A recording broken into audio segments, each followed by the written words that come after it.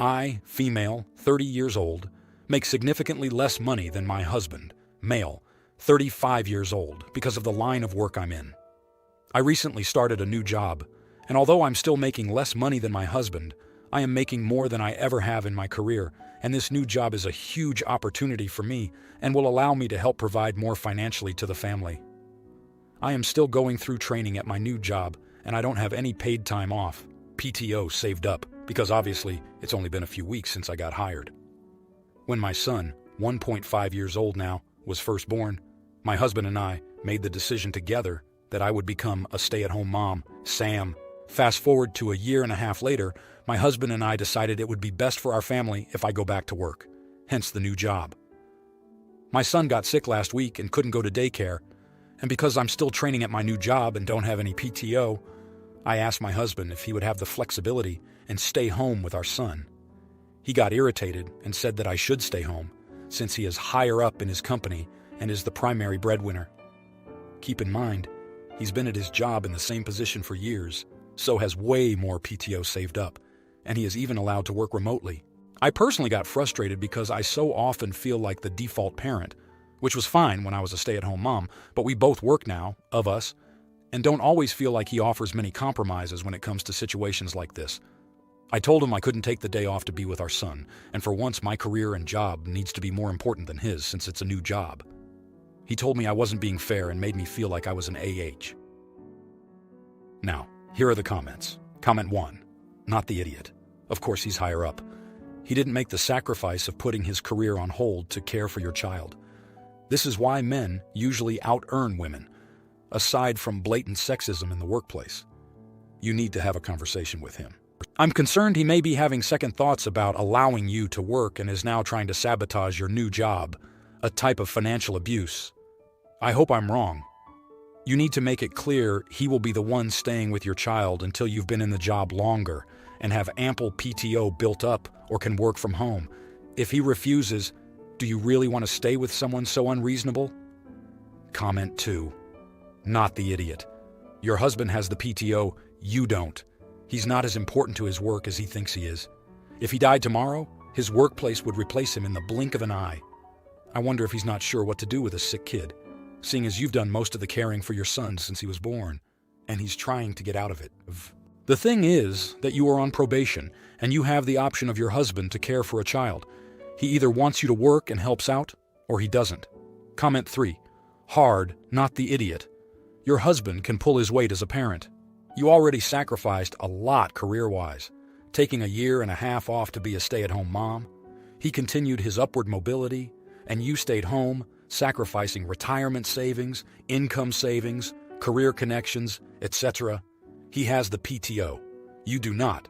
For the next year, he should be taking the PTO days needed when your son is sick, and he shouldn't complain about it. He sounds so incredibly unsupportive. I'm really angry at him for you. Now, for the next story. My 15-year-old female, parents divorced when I was 3. My dad quickly remarried after that to my now stepmother. They have no children together, but my stepmother, whom I'll call Dora, has a 16-year-old daughter named Sam. Sam quickly bonded with my dad because her biological dad has never been in the picture. He loves her and treats her as his own. However, we are not close and we don't really like each other. She primarily lives with my dad, while I spend Friday night to Monday morning at his house and around 5 weeks during school breaks. Now, my paternal family is really outdoorsy. We like to do a bunch of things together, but Sam is included, and we just ignore each other during these activities while enjoying our time with others. However, my dad, granddad, aunt, and I have a special treasure hunt that we do around Christmas, which is really special to me. It's like the only real time I have with my dad because, while Sam is not as difficult as some others I've read about, she really likes to demand both my granddad and dad's attention. Since they consider me tomboyish, they kind of ignore me to coddle her, which sucks. My dad asked me around my 10th birthday if he could invite Sam, and I said no. I've been saying no ever since, and while he doesn't like it, he respects my decision. He does other stuff with her without me, and I don't complain. This year, however, Sam is very adamant about going, and I just don't want her to come.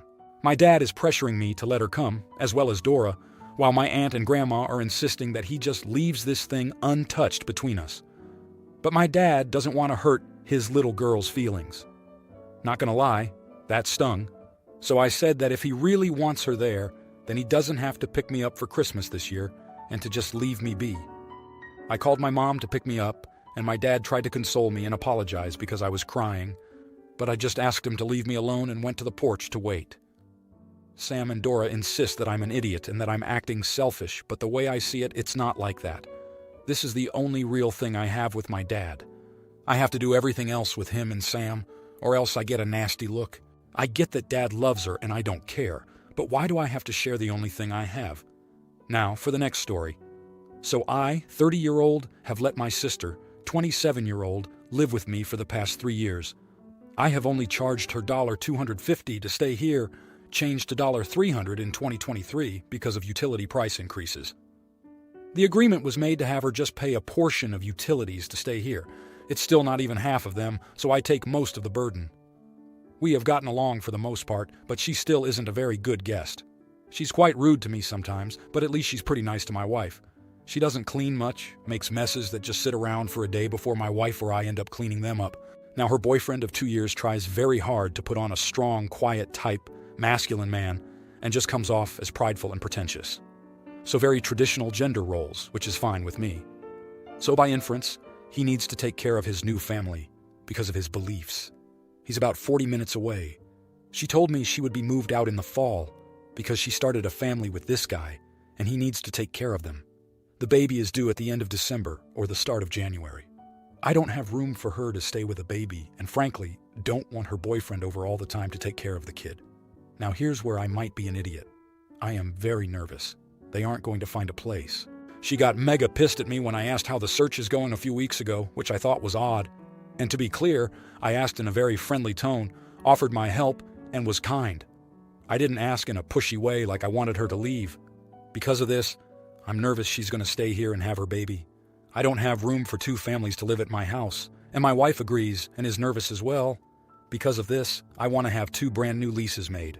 Right now, it's just month-to-month utilities only, 1. Instead of just paying utilities, I would charge $600 a month with a 30% portion of utilities. She will receive a copy of all utility bills paid. I would charge her a percentage because she will crank the AC, then have her window open all day. I would say this is a 6-month lease as well, and she would be able to break it if she got a new place. I would also restrict access for guests unless they are on the lease as well. 2. I will just charge her $300 in rent to be here, no utilities, until December 1st. I will give her 1 week to think about it. If she doesn't sign either, I will give her an eviction notice, which I understand would not look good for her finding her own apartment. I really can't have her here if she's adding more people to my house. So would I be the idiot? Now, for the next story, please read my comments before giving a judge because I have more background. I, 39-year-old male, gave my daughter, 10 years old, an iPhone SE 2 days ago. My ex-wife, 37 years old, and I have been separated since she was 5. Well, my daughter is really into privacy, and she set a passcode on her phone. I have the code written down on a notebook that includes passwords just in case she forgets. Yesterday, her mom texted me and asked what the passcode is. I texted back, asking why she wants to know. She said that she wants to check who our daughter is in contact with and which social media platforms she is using. I told her that if our daughter isn't telling her, then she shouldn't think that I will tell her either because a kid deserves privacy. I can easily check who she's in contact with when she visits me, and if anything is wrong, I'll tell her. Well, she told me that we need to know as soon as possible and that our daughter could be foolish and put herself in danger while she is at her place. Our daughter is at her mom's for 4 days, but I do see her during those 4 days because her school is close enough to my work. Sometimes I pick her up to go to cafes or parks for an hour or 2 before her mother picks her up.